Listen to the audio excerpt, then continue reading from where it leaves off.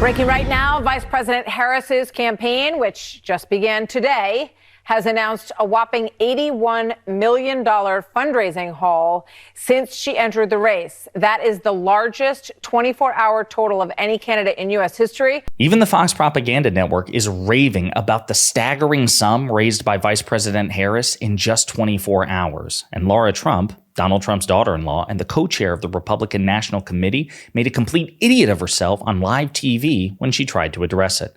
But before we unpack all that, if you end up liking this video and you want to support the channel, please be sure to hit the like, subscribe, and alert bells before you go. All right, friends, we have several clips to look at in this video, starting with this one here. As you know, here at Pondering Politics, we love watching the Fox Propaganda Network report good news for the Democrats, for President Biden, and now for Vice President Harris, and bad news for the Republicans, like this. Breaking right now, Vice President Harris's campaign, which just began today, has announced a whopping $81 million fundraising haul since she entered the race. That is the largest 24-hour total of any candidate in U.S. history. That is staggering, folks. $81 million in 24 hours for a campaign that just began during that time frame. That is tremendous. Vice President Harris's election campaign kind of went into more detail. Team Harris raises $81 million in the first 24 hours, largest 24-hour raise in presidential history. 24-hour haul adds up to $240 million war chest. Team Harris has raised $81 million in its first 24 hours, adding to the existing near $250 million war chest already amassed this election cycle. This law reflects money raised across the campaign, Democratic National Committee, and joint fundraising committees.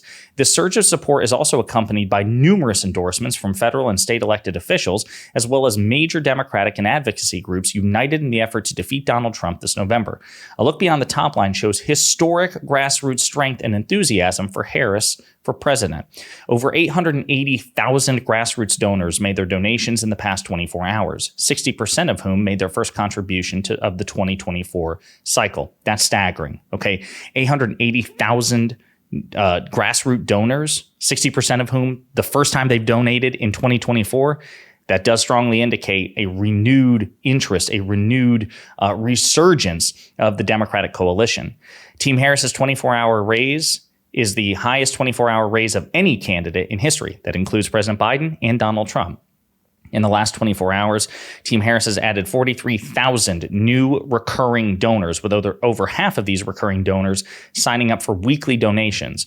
A call on Sunday evening hosted by Win with Black Women raised approximately $1.6 million in grassroots donations contributions alone. And Harris for President's official social media at Kamala HQ doubled its following overnight. Staggering, staggering, staggering. And of course, that's where you have to get the RNC to contend with these things, right? So Martha McCallum of the Fox Propaganda Network reported, again, this $81 million haul. And then Lara Trump, Donald Trump's daughter-in-law, and the co-chair of the Republican National Committee. So this is the woman who took Ronna McDaniel's place. She is in charge of electing Republicans, including her father-in-law, as well as other Republicans across the country. This is how she addressed this, again, staggering, unprecedented 24-hour haul, and she made a total idiot out of herself. And obviously, raising money is a big part of this whole process, and that is an impressive haul for the new candidate on the Democrat side. Yeah, well, Martha, we heard a lot about the donors, obviously, on the Democrat side, who were saying, hey, we're not giving any money because we don't trust that Joe Biden actually has a shot at beating Donald Trump. And they really questioned whether he was mentally able to be president for 4 more years. So clearly, these are a lot of people who I think were probably holding back their money. And now they're coming out and they're saying, OK, you guys got rid of Joe. Now we're going to put our money behind the candidate. And the sad thing, I think, to me, Martha, is, yeah, that's a big number. But these are these millionaires and billionaires people have to remember out there who are willing to do anything to stop Donald Trump, no matter how bad it might be for this country. And quite frankly, I can't think of something more frightening than Joe Biden running the country, except for maybe Kamala Harris as the president of the United States. And even Martha McCallum there, again, who is openly Republican, openly Trump sympathetic, you can see visibly she's not impressed with Lara Trump's answers there. She doesn't address the fact that, again, it's a staggering number which dwarfs anything coming from the Trump campaign, despite the enormous political headwinds at Trump's disposal in his favor. I mean, think about it. This guy plays American politics on easy mode. He has all the advantages except for when it comes to popularity and policy and record, right? He has billionaire and multimillionaire backers. Elon Musk, the richest man on earth, depending on what day it is, has pledged $45 million a month to get Donald Trump reelected. Okay. Whereas in this case, Lara Trump is just simply lying about the vast and overwhelming bulk of the $81 million raised, 880,000 small donors, small donations. And she was called out for this by a diverse coalition of anti-Trump people. So Adam Parkmenko, 880,000 grassroots donors in 24 hours, Laura, he points out. Ron Filipowski of Midas Touch Network. These are tens of thousands of individual grassroots small dollar donors who have given in the past 24 hours. Not Musk, as I pointed out, giving Trump $45 million a month. Emma Vigeland, who is an outspoken critic of President Biden. She's on the Majority Report. She says RNC co-chair Lara Trump is clearly unqualified for her job, DEI hire. The $81 million is across 888,000 donors, which averages out to less than $100 a donor. Max donations, capped at $2,900, are also likely driving up that average. She set a record with small donations via Act Blue, she being, of course, Vice President Harris. So again, before we get into the rest of what I want to show you, even Fox is acknowledging just the face of it. This isn't just good. This is excellent. This is amazing. And again, in the first 24 hours, which indicates that perhaps the enthusiasm to defeat Trump will continue to surge. Okay, this is an excellent sum, an excellent figure right out the gate for Vice President Harris. There's also some favorable polling. So as I mentioned in previous videos, there were some polls which had Vice President Harris outperforming President Biden against Donald Trump. And in some of those polls, she was outperforming Donald Trump as well. We have a new poll from the Morning Consult. Nick Laughlin points this out. New Morning Consult polling has Harris 54 points up against Trump with black voters. Biden was plus 39 before pulling out. Harris is also faring better with independents out the gate. She is up 5 points against Donald Trump, according to recent polling with independent voters. Now, it's possible that won't last, but it's not exactly surprising given that Donald Trump is enormously unpopular. This is something that I love reminding MAGA Republicans, that they can complain about President Biden all they want. And President Biden, I think, was an amazing president, all things considered, particularly with respect to domestic policy, but he was not very popular, not since the withdrawal of Afghanistan. Donald Trump has never been popular either, and we'll get to that at a later time, but even after being shot in the head, he has achieved a 4-year high of approval rating of 40%. Donald Trump at his very best, with all the sympathy in the world that can be conferred from an assassination attempt, is only cracking 40% approval. That's how disliked this man is.